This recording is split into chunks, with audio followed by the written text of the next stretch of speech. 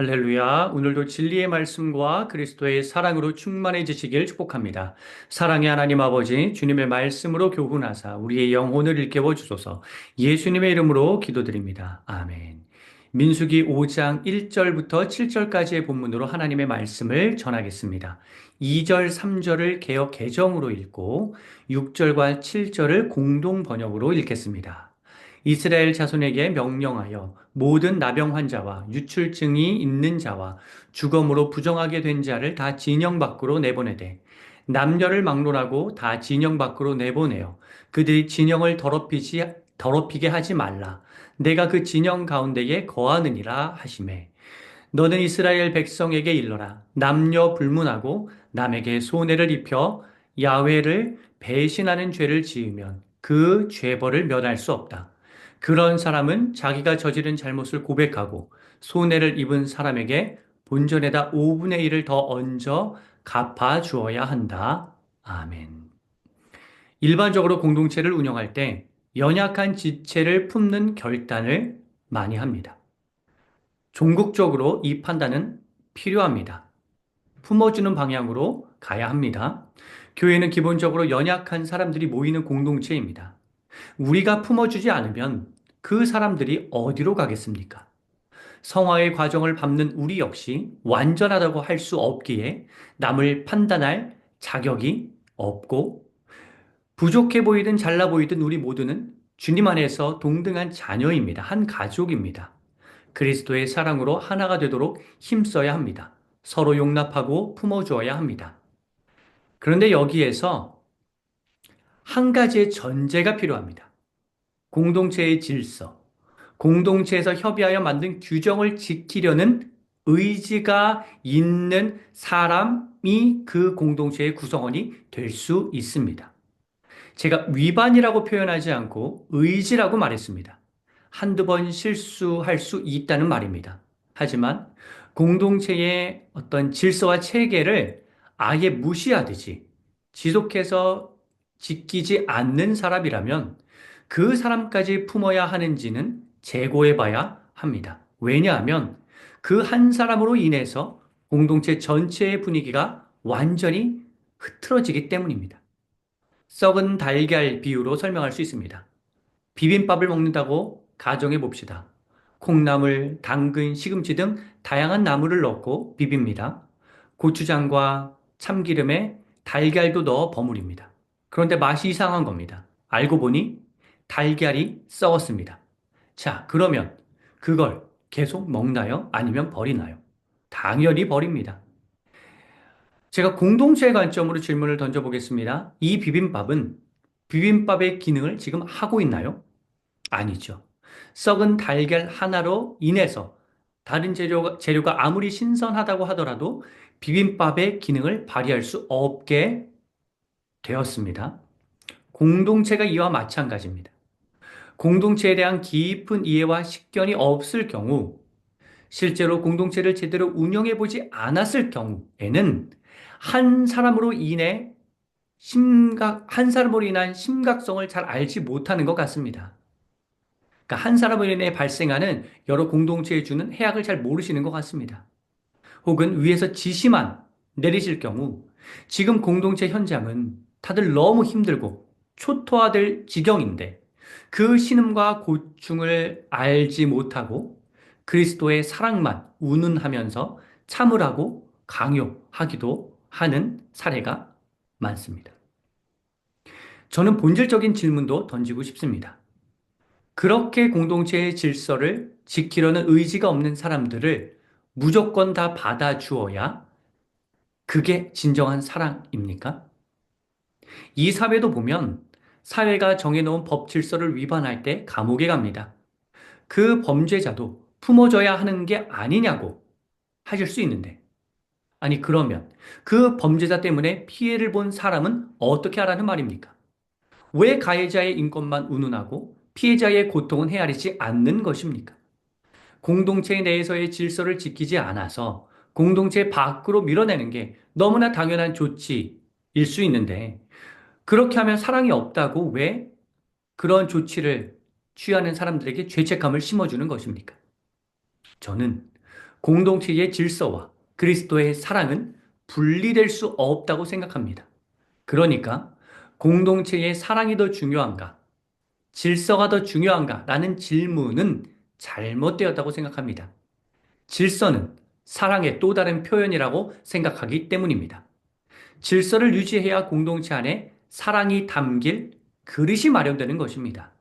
그런데 질서를 세워가려고 하면 사랑이 없다고 왜 그렇게 말씀을 하시는 겁니까? 질서를 무시하는 방관적 행동은 사랑이 될 수 없습니다. 저는 이에 대해서 기독교가 경각심을 가져야 한다고도 생각합니다. 왜냐하면 우리 착한 그리스도인의 이 사랑의 마음을 이용해서 죄악된 세력이 의도적으로 침투하기 때문입니다. 처음에는 자기를 연약한 자, 사랑이 필요한 자라고 포장합니다. 그래서 긍휼과 자비를 얻으면서 나쁜 모습을 조금씩 보입니다. 그러다 어느 순간 본색을 드러내고 거룩한 공동체, 아름다운 공동체를 완전히 무너뜨립니다. 에이, 이 정도는 괜찮겠지. 라는 마음으로 방심하는 순간 그 공동체는 어느 순간 순식간에 나락으로 떨어집니다. 성경을 잘 보십시오. 무조건적인 수용이 사랑이라고 가르치지 않습니다. 하나님이 말씀하시는 사랑은 잘못을 잘못이라고 지적하고 잘못된 행동을 하지 않도록 훈육하며 공동체의 질서를 와해시키는 자들을 내쫓는 행동까지도 포함합니다. 무조건 다 품어주고 받아주고 덮어주라는 말씀만 강조하면 일그러진 사랑을 가르치는 것입니다. 치우친 사랑을 가르치는 것입니다. 잘잘못을 따지고 질서를 확립하는 것도 사랑이라고 이러한 말씀도 함께 가르쳐야 우리는 온전한 사랑이 더 가까이 다가갈 수 있습니다. 이러한 전체적인 이해를 한 상황에서 이러한 맥락에서 오늘 본문 말씀을 들여다볼 필요가 있습니다. 오늘 본문 말씀은 크게 두 가지의 교훈을 줍니다.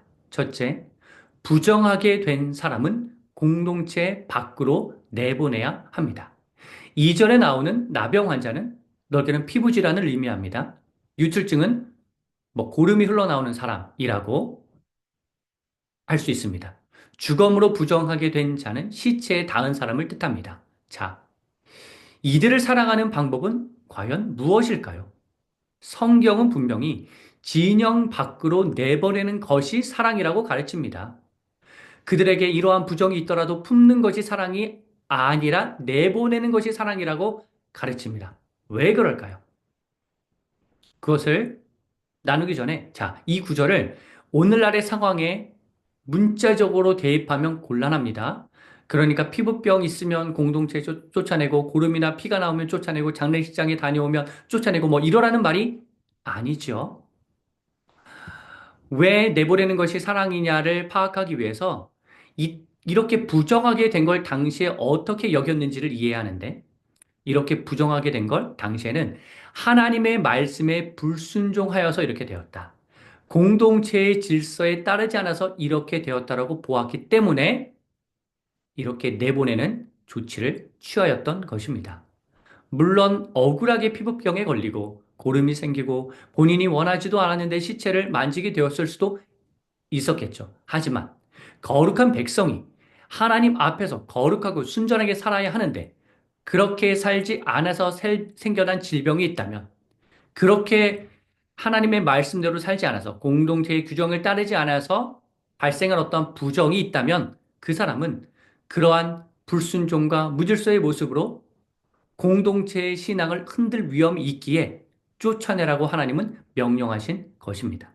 억울하게 부정하게 되었다고 하더라도 다시 자신을 되돌아보는 시간을 가지라는 뜻으로 이러한 조치가 취해졌습니다. 자, 여기에 보면 한 번 이렇게 내보내진 자는 다시 되돌아올 수 없다라고 나오지 않습니다. 이 병이 부정함이 끝날 때까지만 밖에 이 병이 그러니까 부정함이 끝날 때까지만 밖에 있으라는 의미입니다. 일시적인 조치로 이해해야 합니다. 그러니까 이 부정함이 끝났으면 다시 돌아올 수 있는 것이죠. 목회적으로 이 구절을 이해하면 저는 공동체를 어렵게 만드는 지체는 개별 케어해야 한다고 생각합니다.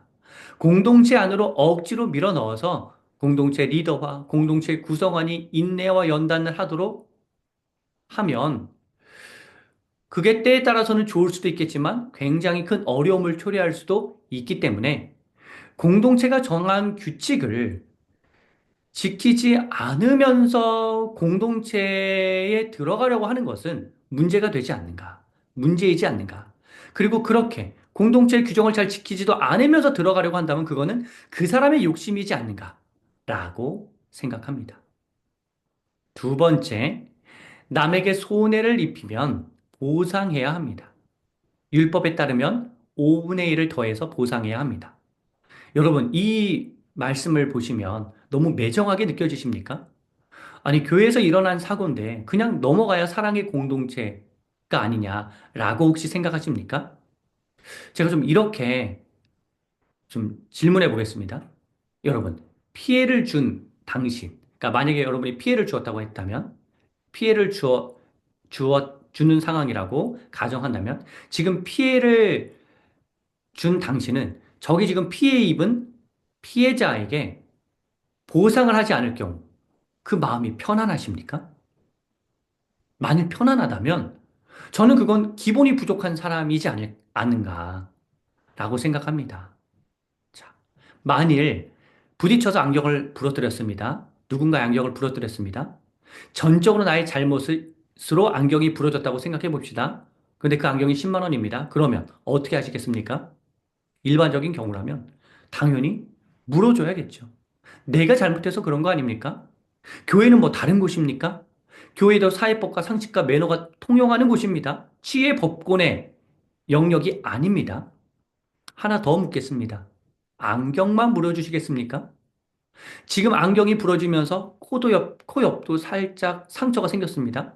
그리고 너무 미안하잖아요? 그러면 안경값 이상의 추가 배상을 하려는 마음이 생길 것입니다. 이건 당연한 인간의 도리가 아닐까라고 저는 생각합니다. 그런데 만일 교회에서 피해자가 이렇게 배상을 받으려고 하는데, 에이, 그 정도 가지고 그걸 배상받으려고? 이렇게 말하여 죄책감을 심어준다면, 저는 그 교회가 이상한 교회라고 생각합니다. 배상받을 건 받아야죠. 그리고 그게 만일 사각지대에서 일어난 문제라면 이렇게 주의하라는 어떤 문구도 붙여서 다시는 그런 사고가 발생하지 않도록 제도적 보완도 해야 된다고 생각합니다. 이게 왜 사랑이 없는 것입니까? 7절에 보면 중요한 표현이 나옵니다. 그 지은 죄를 자복하고. 이는 하나님께 회개해야 한다는 뜻입니다. 배상만 해주고 하나님께 회개하는 마음이 없으면 안 된다는 의미입니다. 사람에게 미안해하고 배상을 해주면서 동시에 하나님께도 회개하는 신앙인의 모습이 온전하다고 오늘 말씀은 교훈을 줍니다. 양극단을 조심해야겠죠. 어떤 사람은 하나님께 회개했는데 회개했기 때문에 사람에게는 배상하지 않아도 된다고 생각할 수 있습니다. 영화 밀양의 주제이기도 하죠. 그것은 잘못되었습니다. 하나님께 회개했더라도 그게 끝이 아닙니다. 사람에게도 충분히 사과해야 하고 배상해야 합니다. 반면에 사람에게는 사과도 하고 배상도 했는데 하나님 앞에서는 회개하지 않는다면 그건 모든 인생이 영적인 흐름, 즉 하나님과의 관계에 기인한다는 하나님의 원리를 잊어버리는 잘못입니다. 하나님 앞에서 철저히 회개하여서 다시는 그러한 잘못을 범하지 않도록 하나님 안에서도 우리는 회개하면서 노력해야 합니다. 3절에 나오는 남녀를 막론하고 라는 표현과 6절에 남자나 여자나 라는 표현은 예외가 없다는 의미입니다. 남자면 괜찮은 게 아닙니다. 사회적 지위가 높으면 봐주는 게 아닙니다. 모두 동등하게 이 법에 따라야 합니다. 사랑하는 성도 여러분, 아름다운 공동체, 건강한 공동체를 만들기 위해서 우리 함께 노력합시다. 질서로 잘 형성된 공동체, 그 안에 사랑이 충만한 공동체가 되기를 기원하고 그러한 공동체를 만들기 위해서 함께 애씁시다. 기도하겠습니다. 거룩하신 하나님, 거룩한 공동체로 만들어 주소서 예수님의 이름으로 간절히 기도드립니다. 아멘.